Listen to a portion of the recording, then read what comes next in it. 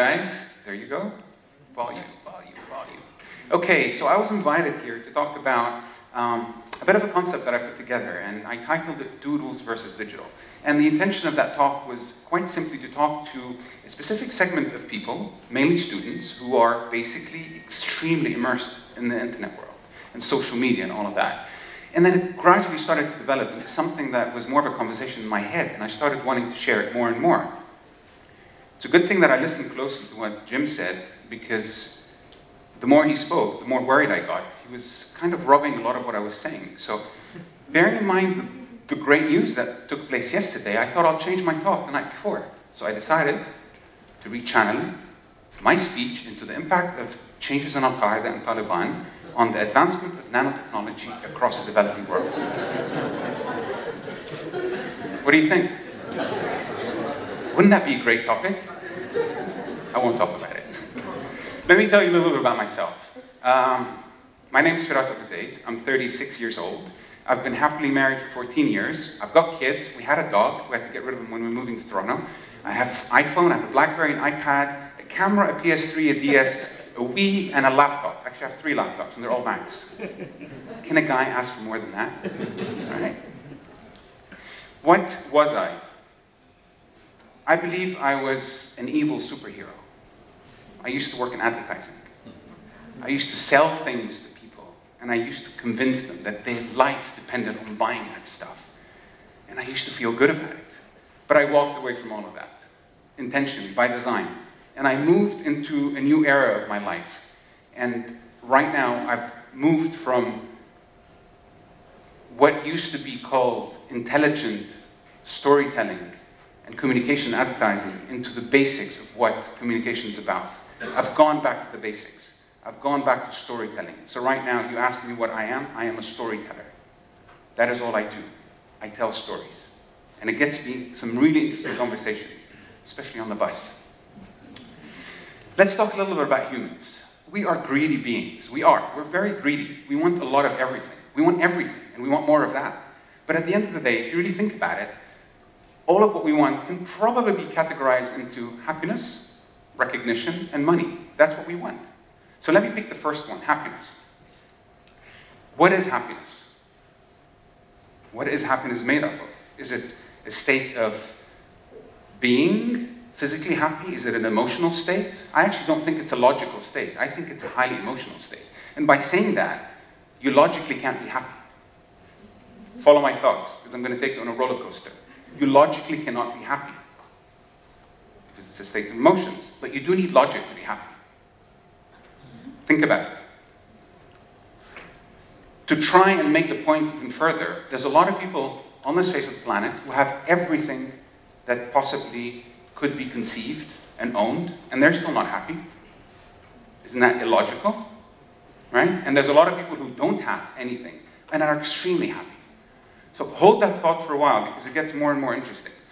So let me try and reframe it. Is happiness something you arrive to? So you run, walk, take a bus, and get to something called the temple of happiness? Or is it really a constant state of flux? Is it the pursuit of happiness that is happiness? Right? Think about it. Okay. So for me, I try to define things from my own perspectives, because it makes me feel like I actually exist in this world. And the way that I have chosen to define happiness is very, very, very simple and very, I think, understandable. It's achieving wholesome wealth. That's the way I define happiness. And when I say wholesome wealth, I actually mean the complete and utter wealth of the being. It's the body, the mind, and the soul. And yes, it does include financials. That's the physical part of it. So that, to me, is what defines happiness. Interestingly enough, most people believe that we are intelligent, therefore we are a superior species over animals, plants, and everything else around us. I actually disagree with that. I actually think what really makes us unique is our ability, or our innate design, to seek a sense of purpose. Right? I think we are only the creatures, and I'd love to be challenged on that, because it sort of dawned upon me very, very, very late, a couple of weeks ago. And it's purpose. It's purpose that makes us different. Right? So what is purpose? What is purpose? Let me go back. Purpose for me is a person knowing what every single drop of his body or her body is intended to do, what it should be doing, and actually doing it. It's spilling your guts out and really understanding why you exist. For example, my purpose, which I defined a few weeks back, quite simply, and has changed the way my career is shaping up, is to help people achieve wholesome wealth by telling authentic and compelling stories. Simple. For some people, it sounds like, what on earth is this guy talking about? He comes from advertising, so he's obviously trying to bull his way through. He really doesn't do anything. He's just trying to look like he's doing something. But I believe that there's so much truth in this.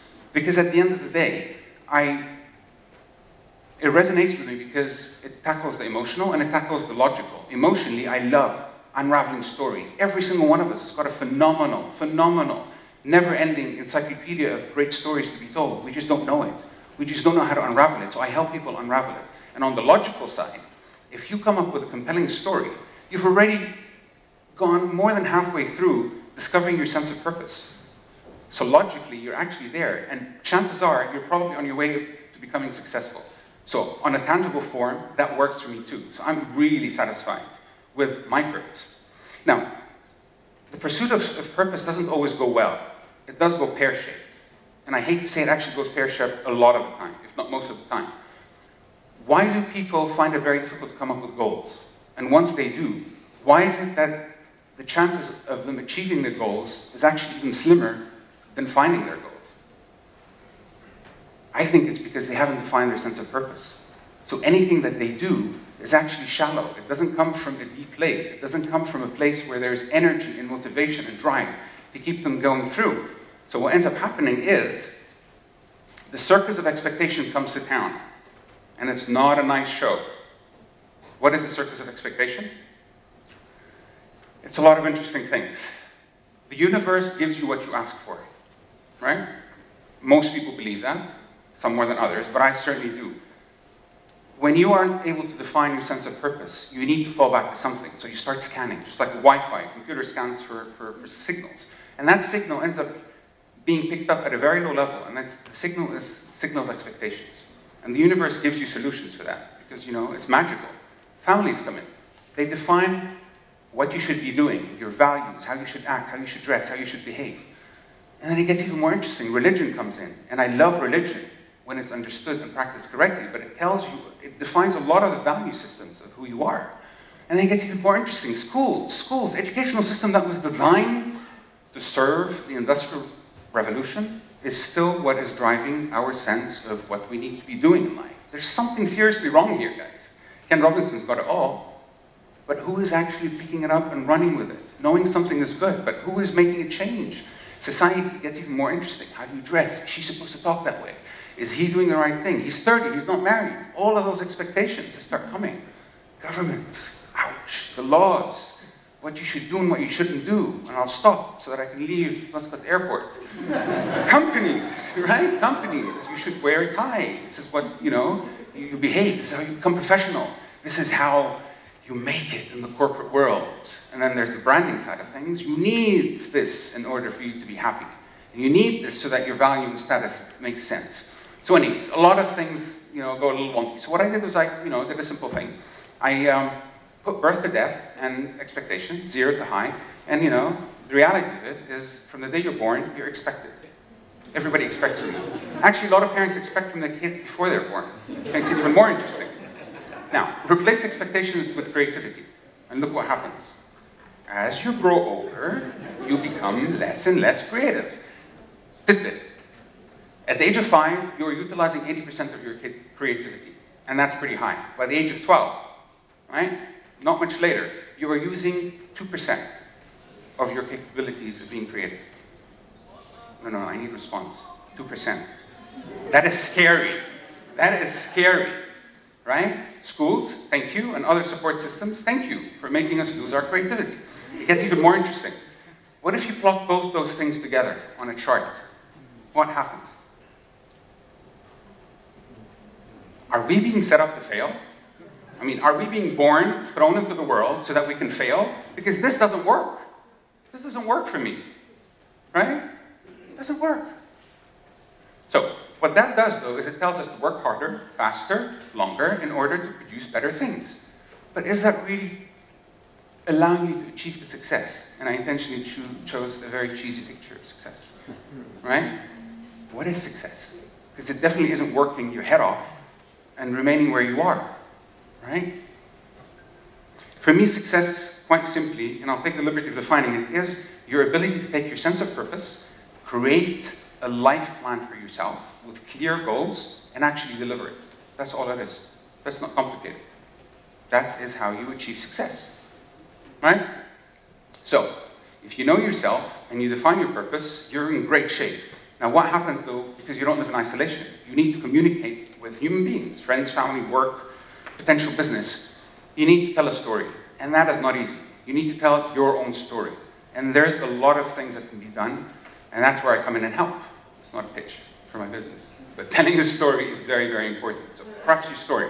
Hold that thought. Let's go on the lighter side of things. Success canapes. A few tidbits that I think are quite interesting. Seth Godin is a genius. And in his book, The Dip, he actually coined a very interesting term. Average is for losers. And I'm sorry if I offend anyone, but it is. Average leads to mediocre. It empowers the rat race that we're all in. Or many of us are. I broke out, I think. Right? Read the book, The Dip. It's brilliant. The other thing is be authentic. Please, for God's sake, for Allah's sake, Allah yarda alaykum, do not replicate what other people do. Be authentic. Every single one of you has got a phenomenal amount of greatness. Be authentic. The internet is exposing everyone. The veil is gone. It will be highly appreciated. Be spiritual, believe it or not. Be spiritual. Your ability to awaken feelings and sentiments inside of you and your level of awareness and consciousness will allow you to make connections. You need connections within yourself and within the world and within the universe to allow you to achieve success. It works. It works. It's working for me. When you talk about connections, you automatically think about technology and what it does. Technology is a great thing, and that's where the initial thought for my talk came from. I love technology. I'm a techno geek, but I reached a point in my life where I had to stop. I had to pull back because it was consuming me. And what ended up happening is, I've decided to put it into a compartment, and technology is great if you know how to use it, but don't let it consume your life. Our social fabric is being impacted by the social media fabric, which is phenomenal. There's nothing wrong with that. But what needs to happen is we need to know when to be able to see what's good in it and when we have to be able to pick up on the side effects. And I think a few of the side effects is that technology and the internet is flattening the world. It really is. You can see and touch everything. It's revealing too much too quickly. In the olden days, romance was courting, تحت الأطلال. You had to think about things. Right now, it's bam, bam, bam. Base 1, base 2, base 3, get to it, man. You're there. And that's what the internet's doing, with information, not with relationships. Relationships do. It spoils satisfaction. It's fueling that sense of materialism. More. That question of what if. When you used to dream about what if? What if? And that's what fuels your dreams, Jim. Your concept on dreams. Right now, if you ask someone what if, they're going to tell you, of course you can. I can Google it. I can Yahoo answer or question it. So it takes away a lot of things. It's become quality versus quantity. And you know what? Quantity is winning, unfortunately. Again, nothing wrong with technology if you choose to leverage it the right way. The info starvation that we had decades ago, years ago, has become info bloat. What's that leading to? If we choose to accept the very simple fact, which is we are moving from the knowledge age, which is where where the internet kicked in and gave us a lot of information, you can access everything, into the conceptual age. The conceptual age requires you to change the way you think. Almost your entire DNA needs to change. At one point in time, people used the right side of the brain. At another point, the Industrial Revolution came and decided that the left brain works better for productivity. And so what needs to happen right now is you need to accept that the conceptual age needs you to use both sides of your brain. And that is not easy. Okay, I'm not going to go through the details of the differences. A lot of you will probably already know this, and look it up if you don't. It's very, very helpful. You need both sides of the brain, and they are very, very different. They're responsible for different things in the way we work. So If you manage to use both sides of the brain, I think you'll be able to achieve productive creativity, because creativity can come in different flavors. And I'm not talking about artists, I'm not talking about writers, and I'm not talking about architects, I'm talking about true creativity, problem-solving creativity. If you're able to achieve productive creativity, you will reach your flow, you will reach your aha moments, you will reach that state of consciousness and happiness, the edge, your element. All of these terms are being shared right now. These are things that make you succeed and actually feel happy. And in order for you to sustain that, you do need to engage all of your senses. You truly do, all of the senses that we've got, and the internet is not going to allow you to do that. So what I call for is actually for us to become unpluggable. Remember plug and play? Right? I'm doing the antithesis of that, unpluggability. Try to master that, unpluggability. And try to go analog. How's that? How many of you have even heard the word analog lately? Anyone under the age of 20 probably doesn't even know what analog is, right? Let's try and have a little bit less of, retro and dance and trance is great, but let's have a little bit more improvisation, a little bit more jazz in our lives. Let's try and have a little bit less internet time. It's great, but let's try and scribble, let's doodle, let's play with our minds. It's not all behind a computer, not even behind an iPad. Let's have less social conversations. Blog, tweet, Twitter, do whatever it is that you want, but talk to people and be present when you talk to people. It makes a huge difference. I love this one. An artist made this out of an old tape, which probably doesn't exist in most people's homes right now. So let's play more there and play less PlayStation. I love PlayStation. Now, key question. Are you ready for change? Are you ready to become a change believer? Because all of us will say, yes, yes, yes, I like change. Change is good. I do it the whole time. But really, do you believe in change? And what is it that you expect, how is it that you expect to get to change? Do you expect change to sort of dawn upon you? Do you expect change to be, an exercise that you do? Or do you expect change to be given to you in a magic pill? Or do you expect change to be spoon-fed to you? Because it makes a difference how you get to change, right? Think about it. Because you know what? I am embracing change. I am embracing change so much, it's beyond belief. I actually changed my entire presentation when I got on the flight. Luckily, it was a 12-hour flight from Toronto. And that's what it looked like. That's my lunch, dinner, and breakfast table. Sticky notes that got rearranged, and I put it all together because I believed I needed to change. What I had before was not suitable for who I am today or for the audience. So that's crazy change. Didn't sleep for too long. Going back to my beautiful family, I can't believe how much I appreciate my wife, who I've been married to for over 14 years. Got married early. She has driven us, me and both of my kids, out of our comfort zone so much that we have been able to define our sense of purpose. And we are living such a completely different life right now. It honestly is life-changing, as cliche that as it is. So it's not just me who's embracing change, it's my entire family. And it feels good. It feels really, really good. Now, change for me is important to try and define it, because it's such a broad word. I mean, Obama used it to win. People talk about it casually in the corridors, but to me, there's three types of change. No change. I kind of don't really believe it exists. There's incremental change, so walking slowly, walking slowly, walking slowly, you get there. And then there's what I call the quantum leap. The quantum leap is basically, it's just how real change occurs for me. You pump, pump, pump. You learn, you absorb, but you don't feel a change. And then suddenly, bam, you jump. How? Your aha moment, your flow. And that is how I've been able to grow. I have come across a lot of people that I work for as a stagnant bugger. Like, what have you done lately? And then 2 days later, they see an explosion. They say, oh my God, I didn't see that coming. So for me, quantum leaping is definitely the way that real change happens. I don't know if you guys agree or not, but it works for me.